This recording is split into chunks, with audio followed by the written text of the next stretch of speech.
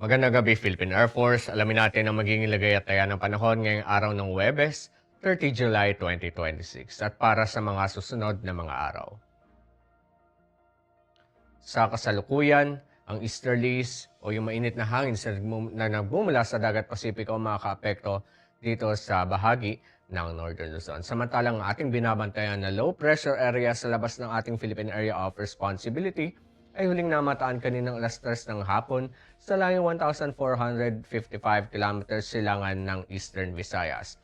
Ang nasabing low pressure area ay walang direktang epekto sa ating bansa, ngunit yung trough or yung extension nito ang siyang nakakapagdala ng mga kulap at mga pag-ulan sa malaking bahagi ng Mindanao, ganoon na rin dito sa bahagi ng Eastern Visayas. Ang nasabing low pressure area ay nananatiling hindi mabubuo o hindi inaasahan na magiging isang naganap na bagyo sa loob ng 24 oras at posible itong malusaw sa darating na weekends.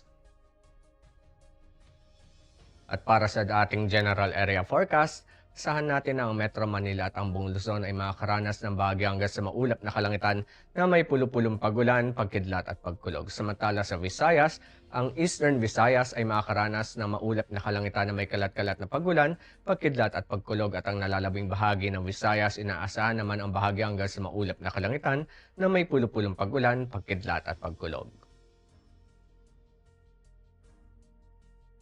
Para naman sa Mindanao, inaasahan pa rin na ang Caraga, Northern Mindanao, ganoon na rin sa bahagi ng Davao Region, makakaranas tayo na maulap na kalangitan na may kalat-kalat na paggulan, pagkidlat at pagkulog dulot din yan ng trough ng ating low pressure area. Samantala, ang nalalabing bahagi naman ng Mindanao, inaasahan naman ang bahagi hanggang sa maulap na kalangitan na may pulupulong paggulan, pagkidlat at pagkulog. Para naman sa mga susunod na araw sa mga piling lugar dito sa ating bansa, dito sa Metro Manila, Cavite, Lipa, at Angeles, magmula Sabado hanggang Lunes, inaasahan ang bahagi hanggang sa maulap na kalangitan na may pulupulong pagulan, pagkidlat at pagkulog. Samantala sa Puerto Princesa at Kalayaan Island sa darating na Sabado at Linggo, inaasahan pa rin na makakaranas tayo ng bahagi hanggang sa maulap na kalangitan na may pulupulong pag-ulan, pagkidlat at pagkulog. Ngunit pagdating ng Lunes, makakaranas naman tayo ng maulap na kalangitan na may kalat-kalat na pag-ulan, pagkidlat at pagkulog.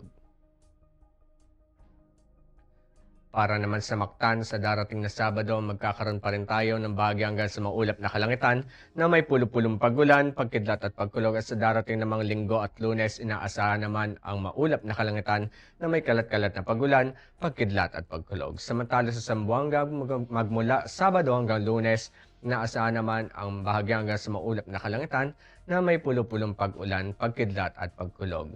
Sa Davao naman, magmula Sabado hanggang Lunes, makakaranas naman tayo na maulap na kalangitan na may kalat-kalat na pagulan, pagkidlat at pagkulog.